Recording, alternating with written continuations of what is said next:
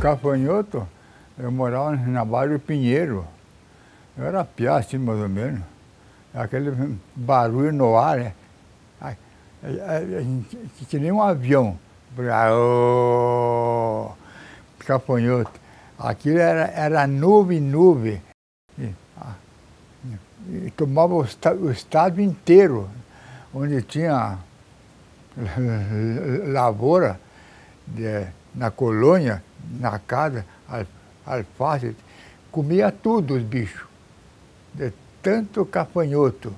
Daí na estrada de ferro aí também era meio metro de bicho na estrada de ferro, os trens de ferro empacou tudo, dia, não ia para frente, só bicho.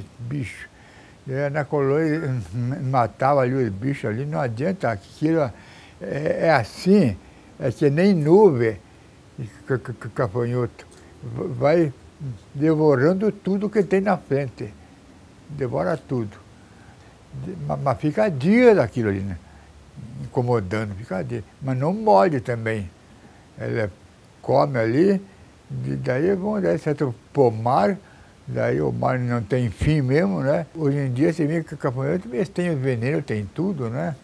Antigamente não tinha nada, porque dava as peças nos gados ali, porco, moria tudo. Era bravo aquele tempo. Daí o gafanhoto, daí ficava dias e dias ali, fazia uma limpa em tudo. Daí foi para toda a parte do Brasil aquilo, e depois veio de novo, outra nuvem de gafanhoto. Mas não morde a gente. Aquilo só faz uma limpa em tudo. Plantação que tem na frente, vai comendo tudo. Então eu era piazão, né, assim, na colônia, e a gente não... Todo mundo apavorado, né? Com aquilo que tinha acontecido, que a gente nunca tinha visto.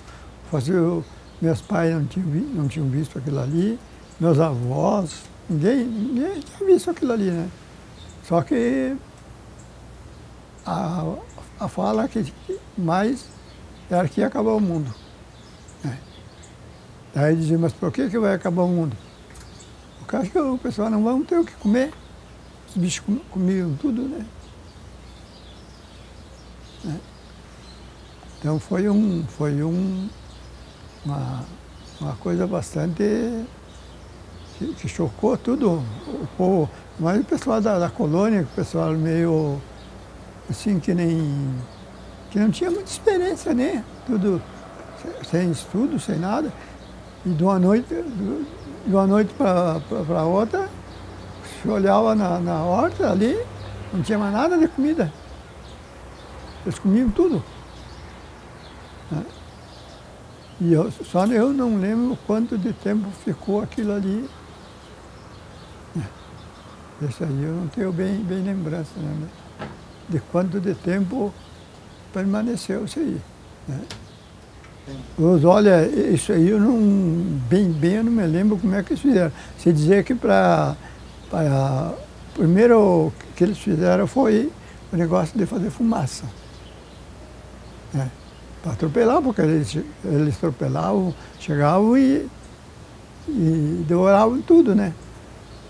Se eles chegassem, por exemplo, que nem hoje, à tarde, que eles pousassem ali, no outro dia, aquilo ali estava virado tudo em chão puro, assim. Eles comiam tudo que tinha para frente. Então foi também para a colônia foi bastante avassalador, né? Isso eu não lembro. Você dizer que de um dia para outro, né? Daí depois disso aí, acho que deu mais uma pegada, né? Que foi aqui, acho que na Argentina e tudo. E daí meu avô falava, que dizia que na Bíblia, que um dia ia haverá uns bichos que iam derrotar e comer tudo que tinha. Tudo a plantação que tivesse, né? E certo, o pessoal já se preveniram no negócio de comida, porque você vê, Eu não me lembro quanto de tempo ficou esse bicho ali, mas tinha criança, tinha pessoa de idade bastante, né? Como é que iam sobreviver, né? Senão só sobrevivia daquilo ali, do que a gente plantava e colhia, né? Então eu, mesmo sendo piá, assim, eu não ligando muito, eu achei bastante pesado aquilo lá, né? E depois o pessoal pegaram e dizer, não, vai acabar o mundo. Vai acabar o mundo, vai acabar o mundo. Que tinha uma história que dizia que ia acabar o mundo, não sei o quê. Esse aí é um aviso que vai acabar o mundo. Daí eu até pedi para o meu avô, mas como que o senhor sabe que vai acabar o mundo? Não vai ter comida mais? O que nós vamos comer? Por um tanto a gente tinha de comida. Era um tanto que a gente guardava, né? O que é isso aí? E daí foram baixando, né? Foram baixando e foram ficando, né? Só eu não lembro quanto tempo eles ficaram. Só que quando eles saíram, acho que até pelo jeito eles comiam. O que tinha na frente, eles iam devorando, né? Quantos anos, nem lembro bem. Foi um dia muito triste para a gente o que aconteceu, né? Que de repente começou a escurecer e começaram a falar todo mundo agitado, e vem vindo os gafanhotos. E de repente escureceu o céu tudo, e aquele barulho, aquela coisa, foi em poucas horas aquilo preteou tudo. O mato quebrava tudo, de tanto peso que tinha, e nós tudo desesperados. Minhas irmãs tudo dizia, agora nós comemos todo o trigo, tudo. Vamos ficar sem pão, vamos morrer agora de fome. Foi dias e dias, deixaram tudo acabado, tudo. Meu falecido pai disse, olha, aquele feijão que tem ali, eu vou pegar esse chapéu, quero salvar esse pé de feijão. Ponhou em cima o chapéu, assim, de palha, assim, em cima do pé de feijão. Não demorou 5 minutos, quando foi ver, só talinha. Comeram tudo. Eles limpavam por tudo. Foi a coisa muito triste para a gente. Todas minhas irmãs, tudo desesperada, porque é uma coisa que a gente nunca tinha visto, né? Foi uma coisa, deu um prejuízo, foi depois uma miséria.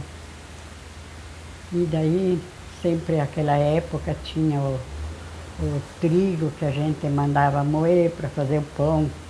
Ficou só o que tinha aipim embaixo da terra, batata doce. Eu era mocinha nova, mas não foi fácil para a gente. Não foi fácil. Meu falecido pai também dizia, não, filhos, não se desespere, Deus é bom. Deus vai ajudar a gente, vamos dar um jeito.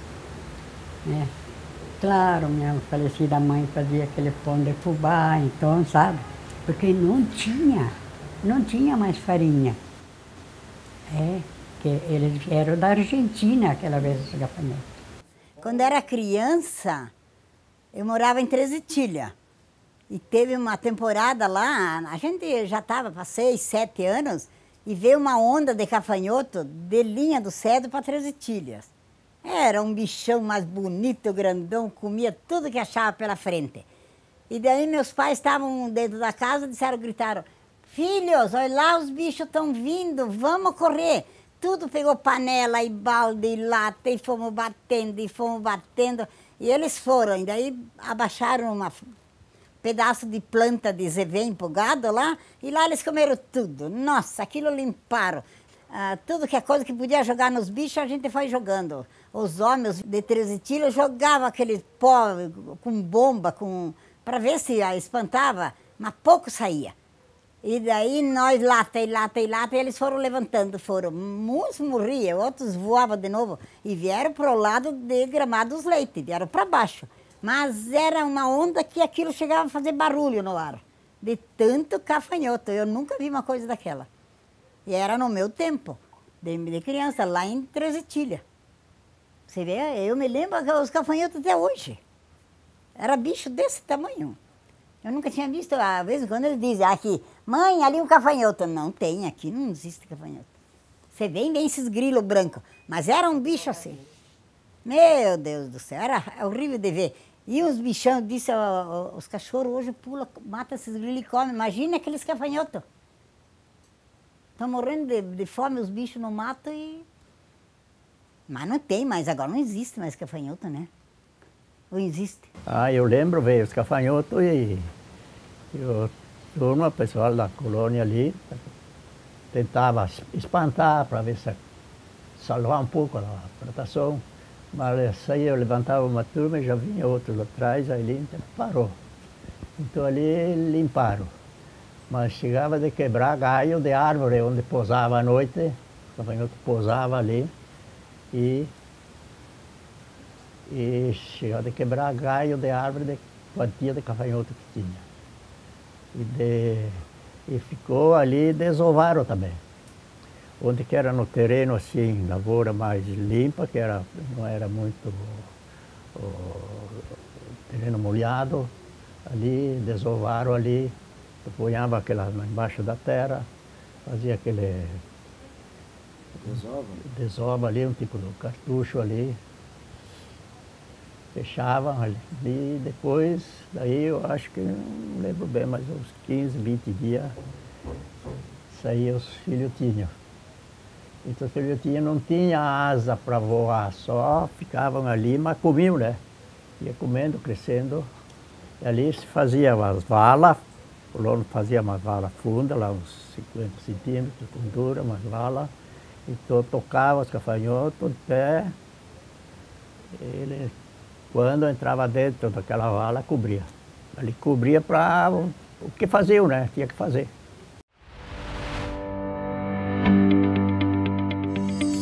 Essa peste suína, nós tínhamos bastante porco, né? E aí criava tudo ele solto, né? E começou a vir aquela peste suína, daí não tinha injeção, vacina, nada. E uns porcos que estavam no chiqueiro que estava para engordar, nós matemos eles e aproveitamos. E o resto a gente fazia umas valas e daí queimava ele. Jogava entulho e coisa arada e queimava os porcos, né? Inclusive, só sobrou uma letoinha, pequenininha. E com aquela ali nós começamos a criar de novo, né? Depois disso aí, eu acho que aquele negócio aí, o pessoal agora já não existe mais isso aí, né? Desde a galinha, o ovo já é feito a previsão dele no ovo mesmo, né? E de gado eu não me lembro que deu de alguma coisa.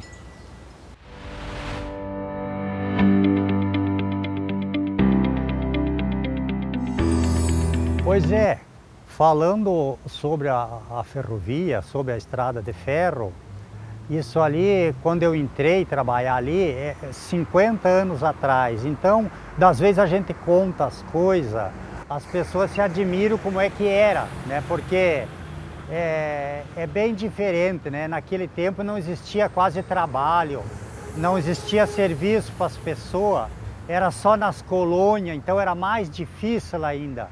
E ali a gente trabalhava fechado e ganhava bem. Só que nós era tipo escravo, a gente tinha que passar por muitas barras difíceis de passar, né? Que nem eu trabalhava na parte da via permanente. A via permanente seria a conserva da estrada de ferro. Então, o nosso trabalho era trocar dormento, era trocar trilho, era limpar as valetas, né? Até hoje em dia a gente vê essa estrada de ferro ali, que nem estrada, não tem mais, só tem o sinal dela. A gente fica pensando como é que era, porque naquele tempo eu fumava, então a gente, até uma palha que a gente cortava, caía as pessoas não queriam que, desde um pedacinho de palha que a gente fazia o cigarro, não podia derrubar em cima da linha, porque para não sujar, era bem limpinho, sabe? Nós tinha as turmas, que cada turma era 10 quilômetros, né? Daí tinha 5, 6 homens que cuidavam daquele trecho ali, né? Então a gente ia fazer as rondas também, que a ronda seria cuidar da estrada de ferro para ver se não tinha alguma pedra que não tinha caído, os trilhos também, porque não sei, muita gente entende, outros nunca viram falar de repente essa parte aí, que o trilho ele trabalha, então no inverno ele fica mais pequeno, ele se encolhe por causa do frio.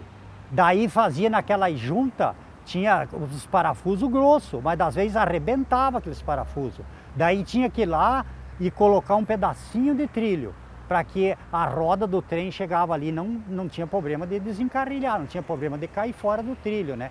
Daí no verão tinha que ir lá e tirar aqueles pedacinhos, porque daí no verão a linha, os trilhos daí eles aumentam, o ferro se ele esquenta ele aumenta, daí se ele estava bem firme ele chegava a levantar a linha, então tinha que tirar aquilo ali para que ficasse normal, né? Daí eles levavam nós nos acidente que eu falo, hoje em dia de repente quando bate um carro, dá um acidente que machuca a pessoa e tal, naquele tempo eles diziam acidente é quando o trem saía fora da linha, né? Daí eles reuniam as turmas, a gente ia, às vezes, no caso, Videira, lá perto de Piratuba, daí até para baixo de Piratuba, ia fazer, né, se reunia o pessoal, porque a estrada de ferro era uma só, era e é, no caso, uma só, então trancou aquela ali, os trens não passavam mais. Naquele tempo ainda tinha trem de passageiro, então ficavam tudo parado e o pessoal ficava, né, lutando dia e noite para livrar a linha. Das vezes terminava o nosso alimento ali, nós ficávamos esperando com fome, não podia dormir. Eles diziam para a gente que, por isso que eu digo, a gente era tipo escravo. Eles diziam para a gente, se você parar de trabalhar, se você ir dormir, você vai perder suas horas. Você tem que trabalhar. Nós ficávamos ali, tinha pessoa que dormia em pé. A gente chamava, ele não respondia com os olhos abertos, ele não respondia. Daí dizia, ô fulano, ô daí ele, o que foi? Mas ele estava em pé dormindo. Teve colega meu de serviço que tinha dado um acidente, tinha vagão que tinha caído lá perto do rio, né? Daí tinha que trazer o que estava dentro, soja, o trigo, uma correia grande com quatro correias V, né? Aquilo ali é uma força muito, né? E ele é que nem tá uma serra trabalhando, e ele, o sono que ele tinha, canseira, e era chefe ainda, ele sabia do perigo. Ele foi se afirmar em cima da correia, levou os dedos assim para se afirmar na correia trabalhando, atorou os 4 dedos dele, né? Então, isso aí, por que a pessoa fazia isso aí? Por sono, a pessoa passava a noite, passava dias e nós daquele serviço, né? Não podia parar, até livrar a linha. Depois que livrava a linha, que dava para os trem passar, daí devagarinho nós ia tirando aqueles vagões lá de baixo. Era muito custoso vir o guincho, porque o guincho era só no Porto União e demorava muito para vir. Então, daí nós ia tirando devagarinho. Pegava, fazia um lastro, limpava bem o chão, fazia um lastro, um dormento a par do outro. Os dormentos é aquelas madeiras que os trilhos vai em cima, né? Eles dão 2 metros por 20. Pegava aqueles dormentos, fazia uma esteira embaixo, ia fazendo trançado um em cima do outro. Daí tinha um macaco que precisava 2 homens para erguer aquele macaco. Pegava, trazia ali, ia carçando devagarinho, cada 5 centímetros, 3, tinha que ir carçando com umas cunhas de madeira, porque não podia ser de ferro, porque ferro com ferro ele resbala. E se há madeira, o ferro cala na madeira, ela segura. E assim nós trazia vagão lá da costa do rio.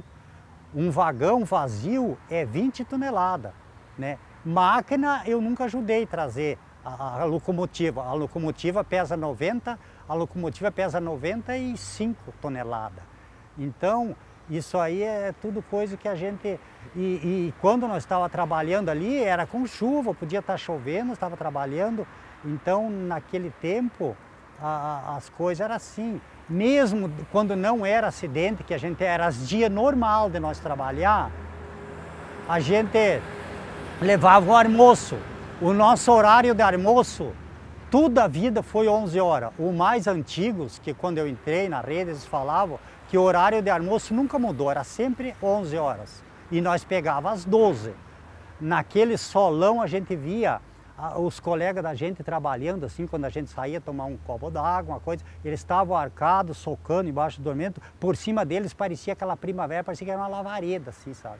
Então, a gente aguentava porque era novo, forte, né, e tomava muita água, a camisa da gente vinha branca do suor, né, porque molhava do suor. Então, o nosso almoço, não vou dizer, claro, não era sempre, mas acontecia muitas vezes de levar o almoço, e daí por causa do calor ele azedava, a gente mexia na panela assim, parecia cabelo, mas não era cabelo, é que ele estava azedo assim, mas o que tinha para comer era aquilo. A gente levantava a cabeça, ou esquentava bem ela, comia em cima de uma grelha, levantava a cabeça, ficava olhando lá para o outro lado do rio e comia aquela comida, era o que tinha para comer, né? Então, na estrada de ferro, a luta era desse jeito, né? Então, hoje em dia a gente vê o pessoal na maior facilidade que tem e não aproveita o tempo, né? Não aproveita o tempo para estudar, para se aperfeiçoar, né? E eu, com tudo a minha dificuldade, eu ainda ia na aula de noite. Às vezes eu ia para dormir. Ainda tem colegas meus que a gente fala com eles que eu ia na aula de noite. A gente trabalhava naquele serviço pesado. Chegava em casa, comia uma quantia bastante de comida, porque a gente era novo e gastava energia. A minha janta naquele tempo, que hoje nem né, mudou quase com a água com o vinho, né, porque hoje a minha comida é muito levezinha, não posso dormir com o estômago cheio. Aquele tempo, a minha janta era feijão, era polenta, era carne, era arroz. Eu enchia 2 pratadas, porque tinha disposição, comia aquilo ali, né? Chegava do trabalho, tomava um banho, tomava umas 2, 3 cuidas de chimarrão, que eu toda a vida fui viciado no chimarrão, ia para aula, ia para dormir. Eu me acordava lá quando os meus colegas estavam dando risada de mim, né? Mas assim mesmo aprendi um pouquinho, que hoje está me servindo, né? E essa piazada de hoje em dia anda aí sem ter o que fazer, sem amor na vida, né? Então, a gente fica pensando o quanto que mudou, né? As coisas mudou muito, né? Naquele tempo, quando eu entrei na estrada de ferro, que eu estava trabalhando, a gente fazia as rondas. O que eram essas rondas? Essas rondas a gente tinha aqui antes do trem subir, antes do mistro, que eles diziam, né? O mistro, eles diziam, era o pessoal, era o trem que trazia os passageiros, né? Trazia os passageiros, trazia também uma parte de vagões que trazia alimento, né? Outros tipos de mercadoria, né? E fora isso ali, daí tinha o trem, que era aquele era só de carga, né? Aquele era um vagão só de carga, né? Então, o mistro saía lá de Barra Fria, que dá daqui lá 18 quilômetros, né? Ele saía bem, passava lá cedinho, mas antes dele chegar lá, a gente tinha que chegar na frente dele, sair aqui de Erval e dava 18 quilômetros, né?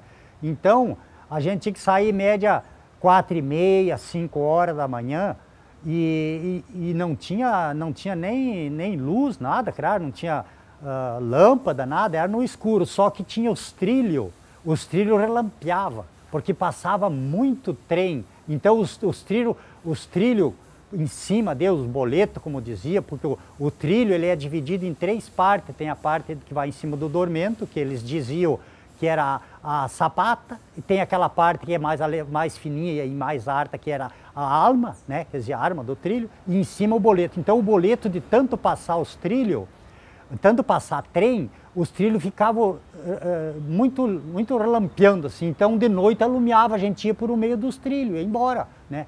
e olhando, né, procurando cuidar se não tinha alguma pedra, principalmente quando chovia, né, se não tinha pedra que caiu, porque se tinha uma pedra meia grande, podia desencarrilhar a máquina, né, então tinha que ter aquela preocupação, né, e daí dava aqueles problemas, daqueles acidentes que depois, né, dependendo do tipo que dava o acidente, demorava 3, 4 dias para livrar a linha. Então era difícil, tinha que evitar disso acontecer, né, e daí a gente fazia 18 quilômetros de madrugada para chegar lá em Barra Fria para pegar o misto para voltar. Mas se caso acontecia que não tinha misto, tinha que ir do mesmo jeito, porque daí se o tempo chovia era perigoso, daí podia vir outros trem, né? Daí tinha que ir e voltar a pé. No caso, 36 quilômetros a gente fazia, né? E isso aí era tudo coisa que a gente passava, né? E parece assim, hoje, naquele tempo era tão fácil, porque a gente tinha saúde, né? Era novo, então a gente enfrentava, mas a vida de nós, turmeiros, era assim, desse tipo aí, né? E tinha mais outra coisa, eles deixavam nós, tipo, alerta, ainda mais, tinha épocas assim que parece que quando... É meio parecido com a política. Política tem vez que tá boa, outra vez tá ruim. A estrada de ferro também tinha época que eles deixavam para ficar meio mais, né, ruim a estrada. Então, de repente, começava a dar acidente. Parece um tipo que dava um acidente, de repente dava outro, dava outro. Então, até os domingos, nos feriados, eles queriam que nós ficássemos meio por casa. Porque se precisasse de nós, passava e levava, né? Então, era tudo... E eles pegavam e levavam assim, né? Depois é que ia comida para nós, de repente no outro dia, era tudo assim meio na...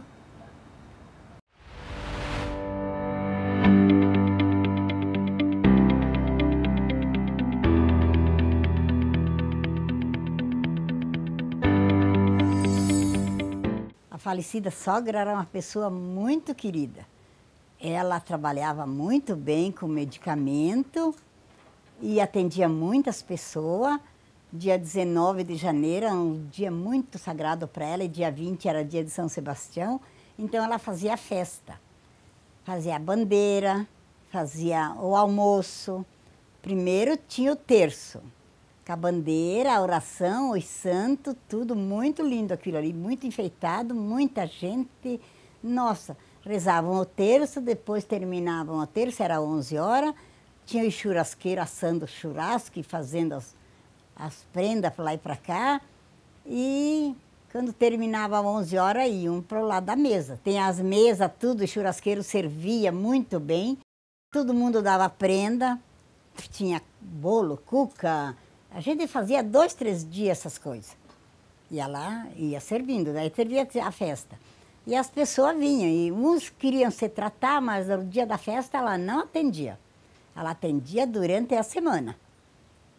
Curava as pessoas, curava com a graça de Deus, né? Mas curava as pessoas, ensinava os medicamentos, tudo que precisava levar. Os remédios para comprar na farmácia também, né? As pessoas levavam. E quando a pessoa sarava, às vezes vinha agradecer ela, né? Trazia uma prenda, porque ela não cobrava nada. Nada, nada. E eles traziam uma prenda, uma lembrança, uma roupa, uma comida. Traziam para ela assim. E assim que eles agradeciam ela. E de mês em mês era cheio sempre de gente, era difícil o dia que não tinha 5 pessoas ali. As pessoas iam, vinham, famílias da cidade, de fora. Tinha gente lá da beira nas colônias, bem no interiorzão, que vinham, que nem uns 2, 3 dias antes da festa, eles vinham. E daí eles se acampavam ali, tinha um gramado bonito ali, um vargedão perto, acampavam ali, e ficavam ali na casa, rezavam, pagavam as novenas, as promessas que eles tinham feito para São Sebastião. E assim ela ia indo. A falecida Felicidade Santana, Correia Santana era a assinatura dela. Ela atendia muito por um vidrinho. Era um vidrinho assim, bem ajeitadinho, quadradinho. A pessoa chegava ali e pedia para ela que queria ver a doença dela, o que ela estava sentindo, porque ela estava mal e precisava de ajuda.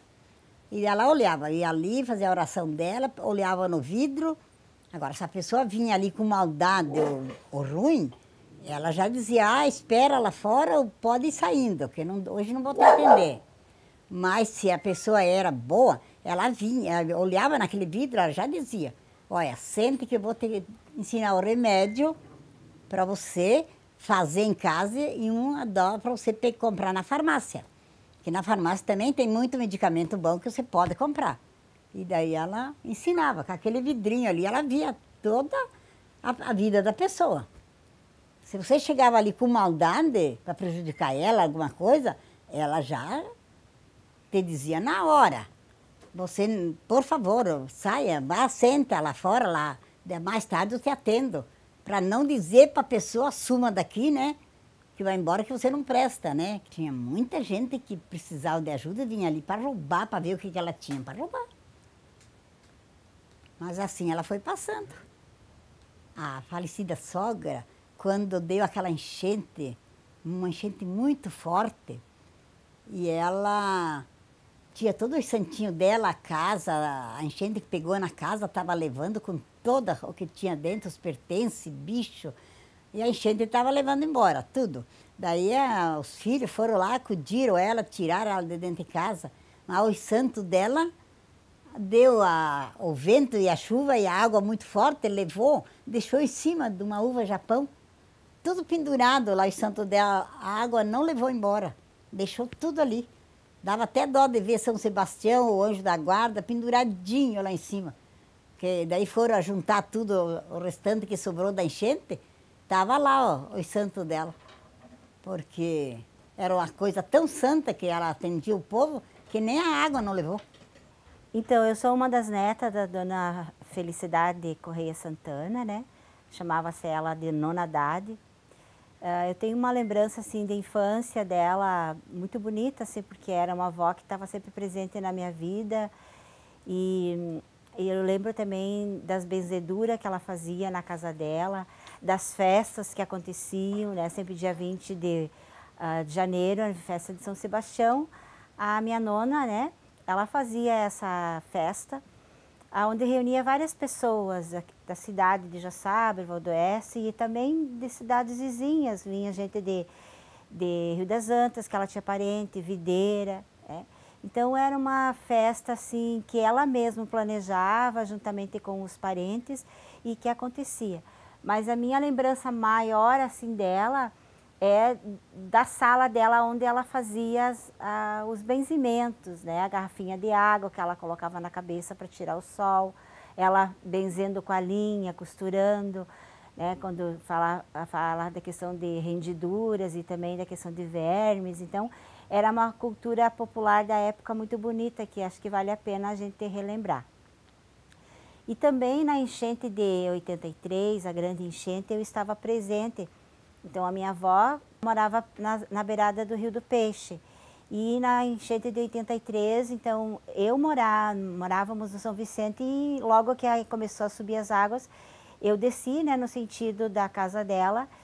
E quando atravessei a ponte, ainda estava tranquilo, dava para atravessar bem. Mas depois, né, a água começou a subir e a gente foi tirando todas as coisas da casa. E a minha avó, eu lembro que ela não queria sair. Ela não queria abandonar o local, né?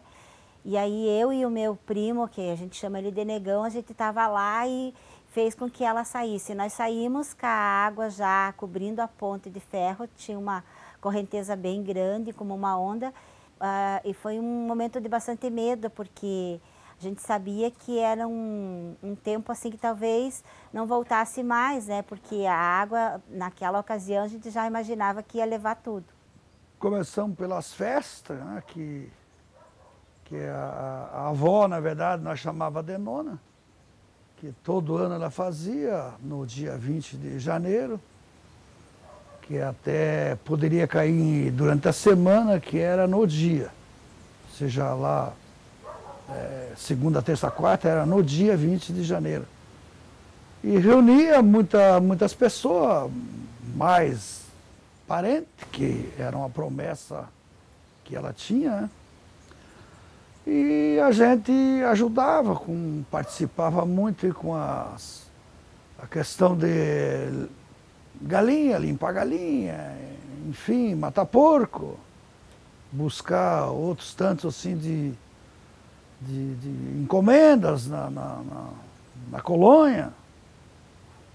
Enfim, sobre a festa, era uma coisa bem sagrada dela, que todo ano ela fazia, com a participação dos parentes, principalmente.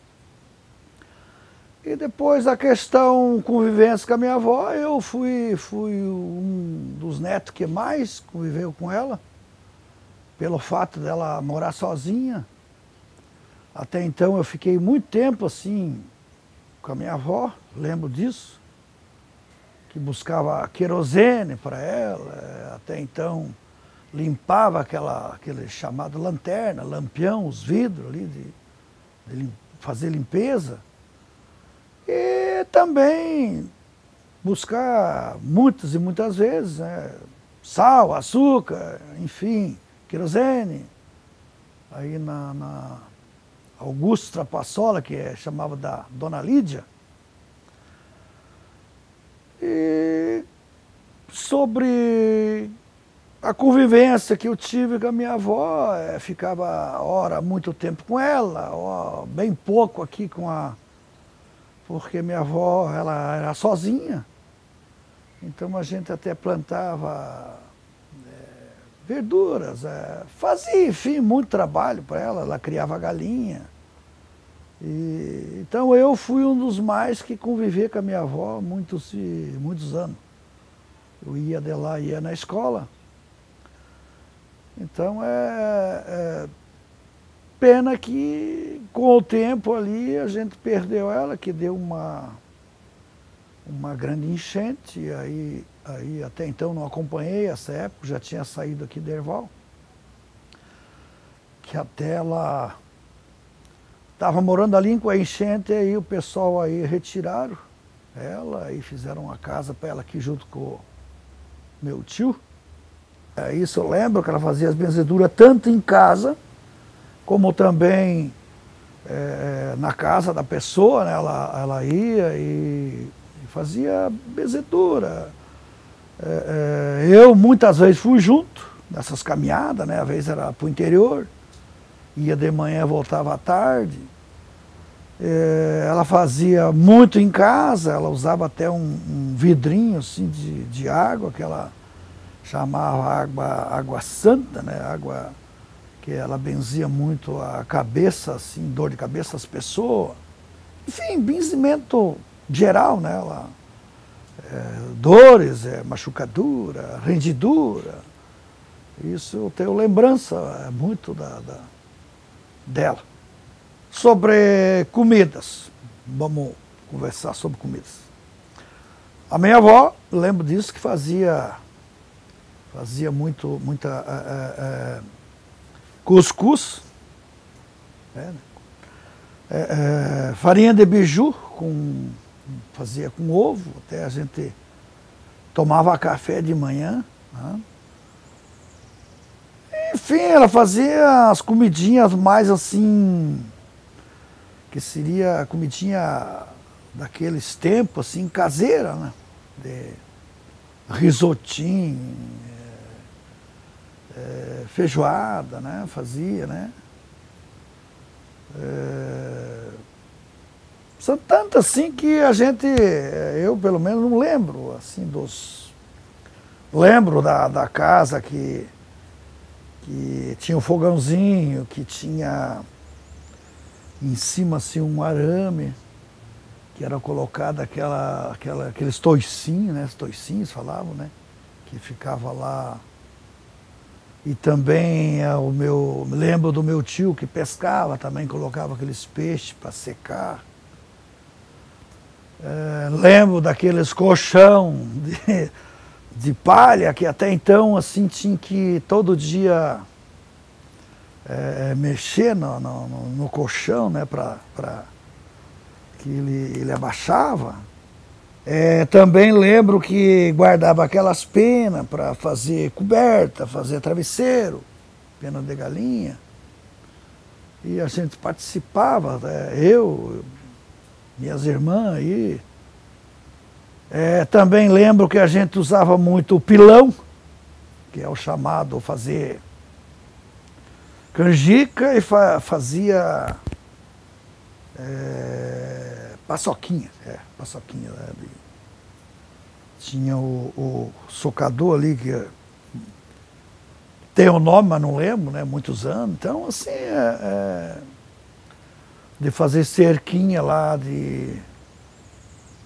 para por causa das galinhas, para plantar verdura, né? Porquinho sempre ela teve.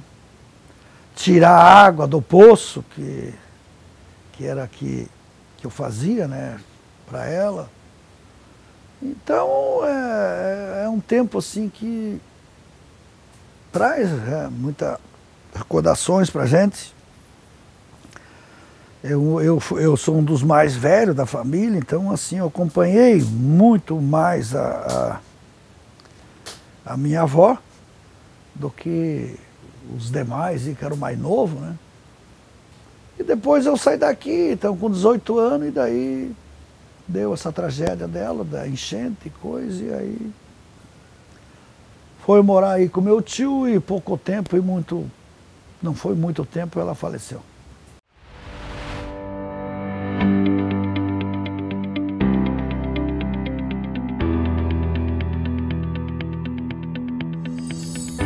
Quando eu comecei a fazer as trovas, eu comecei com meu cunhado, né?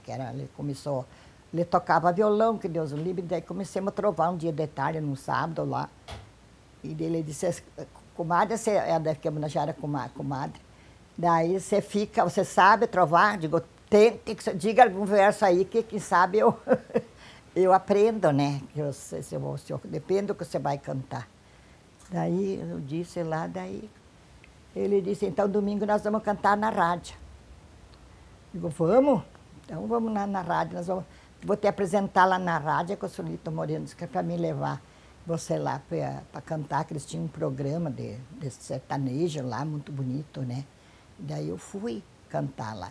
Daí quando eu me apresentei lá, ele se apresentou, eu apresento a minha ajudante aqui, que trabalha comigo e coisas. Daí ele mandou ver lá e eu mandei brasa, trovar.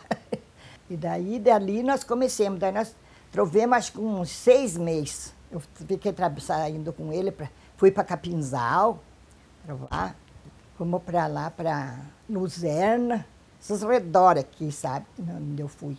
Ali em cima, na Boa Esperança, ali para cima, onde nós nós se apresentar. Disso aí, das trovas, começou assim, o meu cunhado quis me levar para trovar, e daí eu fui. E das outras coisas, daí as palhaçadas que eu fazia, né? Eu mesma preparava de menino pobre, de mulher grávida, eu fazia de tudo, sabe? Eu pegava e, quando era de mulher grávida, põe um garrafão assim, uma garrafa de água, com a garrafa furada, e o nenenzinho no braço. Eu até tenho a bonequinha lá em cima, que é o Joãozinho. E o nenenzinho no braço. Então, daí eu virava aquela latinha, aquela coisinha, fazia xixi. Olha, você está molhando tudo, a mamãe? Mas eles se rolavam, era mentira, né? Não era verdade. E daí tudo isso aí eu fazia. Daí outra dizia, agora essa semana que você vai fazer, eu digo, pode deixar para mim. Daí eu fiz o papel do menino pobre, passei coisa nos pés, aquelas rachas nos pés assim, com um batom bem vermelho. E daí eu pegava e ia naquele jeito, com o pano amarrado nos pés, tudo, faixa na perna, tudo coisa arada assim. Daí ela chegava a hora de me apresentar, ela chamava, que era para mim ir lá na frente para cantar. Daí eu ia, daquele jeito. E daí ela me chamou, disse, agora é a hora do menino pobre. Todo mundo fica esperando quem que era. E era eu. Vinha de lá com aquele saco, pegava roupa num saco velho, assim, de coisa, um chapéu velho na cabeça, pé no chão, tudo assim. E aí a hora que eles foram, eu fiz que eu resbalei, eles foram me ajuntar, daí eu caí, né, no chão. Daí veio a mulher, uma senhora lá, e me perguntou como é que era a minha vida, daí eu contei que eu vivia para lá e para cá, jogada, não tinha pai, não tinha mãe. Então um dia eu posava numa casa, outro dia eu posava em outra. Daí a mulher foi falar com o marido dela e veio e me adotou. Me adotou, daí como filha dela. Então, a partir de hoje, você não vai sofrer mais, porque eu vou te adotar, você vai morar com nós, você vai ser bem cuidado. Aí eu chorando, né? Agradeci ela, chorando, que Deus o livre. E fiquei com ela daí. Ai, cada palhaçada, gente, que eu fazia, tá louco, gente. Eu nem acredito.